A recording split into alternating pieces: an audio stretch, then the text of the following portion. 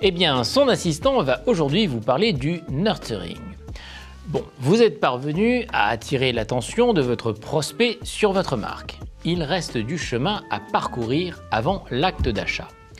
On dit qu'il faut près d'une dizaine de contacts avec un prospect avant un premier achat. Mais moi j'adore le contact, pas vrai Christian? Je t'en prie Léonie.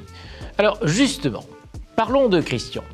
Pour l'amener jusqu'à cette étape, il faut s'assurer que le premier contact avec votre univers soit performant et qu'on reste efficacement en contact avec lui.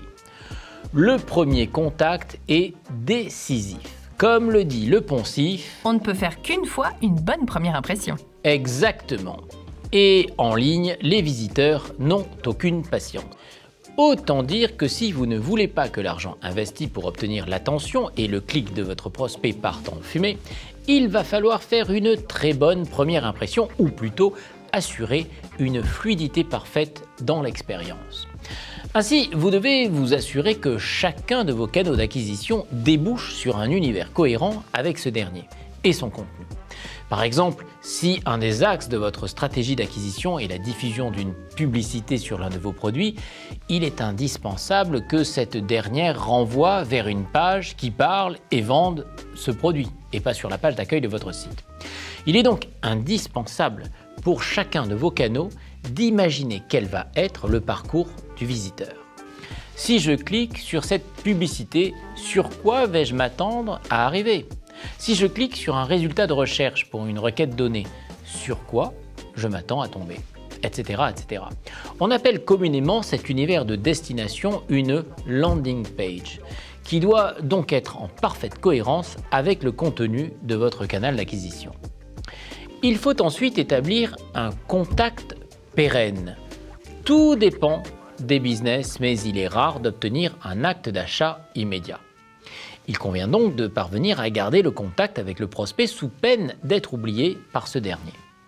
Pour cela, il existe plusieurs stratégies. D'abord, le retargeting. Il s'agit de cibler avec vos publicités les personnes ayant déjà visité votre site.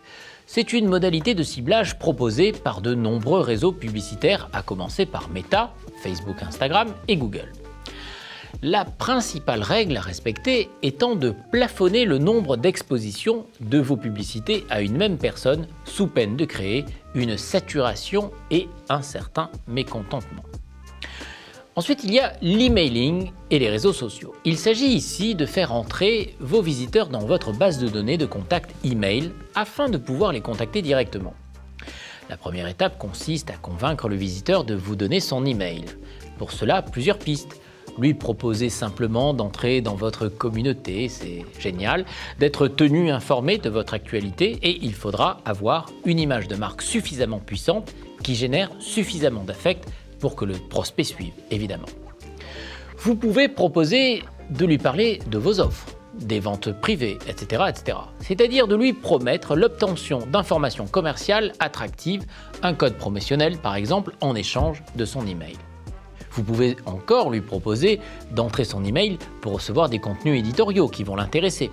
Cette option fait partie d'une stratégie plus large qui est la stratégie de contenu. Nous y reviendrons plus loin.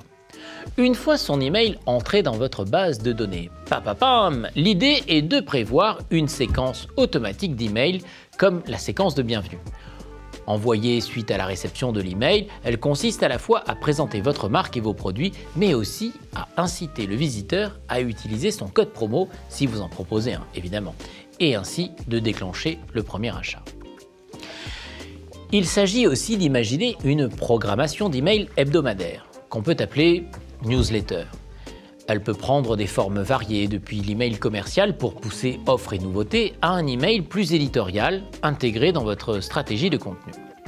Une autre manière de garder le lien avec votre prospect est de faire en sorte qu'il vous suive sur les réseaux sociaux. Ainsi, il aura de vos nouvelles régulièrement, en théorie. Pour cela, il faut lui en donner l'envie de la même manière que pour l'emailing. Moi par exemple, je ne donne les impressions que contre l'email, c'est une règle. Dans les deux cas, malgré l'adhésion volontaire des prospects, il reste des freins à l'accès à votre communication. Côté email, il faut une bonne maîtrise technique pour ne pas tomber dans les spams. Côté réseaux sociaux, la visibilité des marques auprès de leur audience baisse pour vous pousser à payer. Il faut donc prévoir un budget supplémentaire pour booster vos posts. Dans les deux cas, il existe des stratégies spécifiques qui visent à optimiser la visibilité des communications qui doivent être mises en place. Voyons maintenant la fameuse stratégie de contenu dont je vous parlais tout à l'heure. Alors, celle-ci consiste à mettre en place une ligne éditoriale autour de 3 grands thèmes appelés piliers de communication qui seront abordés dans les communications de votre marque. L'idée principale est de créer un contenu qui engage, susceptible d'obtenir sa propre audience sur un sujet qui bien sûr intéressera votre cible. Cela vous permet d'entrer et rester dans l'environnement de votre cible de façon qualitative et positive et d'améliorer au passage votre image. Ces contenus peuvent être déployés dans un blog, une newsletter, sur les réseaux sociaux, sous forme écrite, image ou vidéo. Tout dépend là encore des habitudes de votre cible, de votre propos. À vous de trouver la recette qui vous plaît et qui engage. Au fait, vous avez vu les tutos de Léonie? Ah oui, ça c'était vraiment du travail de pro, Léonie. Produire des contenus est un processus difficile car c'est un métier et a priori pas le vôtre. Il demande du temps, de l'argent et de l'énergie. C'est un outil marketing parmi les autres. Choisir de l'utiliser est donc une décision stratégique qui implique possiblement de renoncer à d'autres moyens. Ce n'est pas la cerise sur le gâteau, mais bien un des bras armés de votre stratégie. Grâce à ces stratégies de maintien du lien, dit nurturing, vous constituez un bassin de prospects qualifiés, intéressés, sensibles à votre marque, dont vous allez tenter de déclencher l'acte d'achat grâce à des stratégies de conversion. Voyons comment mesurer la performance de votre stratégie de nurturing. L'enjeu est ici d'évaluer l'engagement de votre communauté, c'est-à-dire de déterminer si vos prospects sont réactifs à vos contenus. Ainsi, il ne s'agit pas que de regarder si vos prospects ont vu votre mail, votre post ou votre contenu, mais s'ils l'ont lu.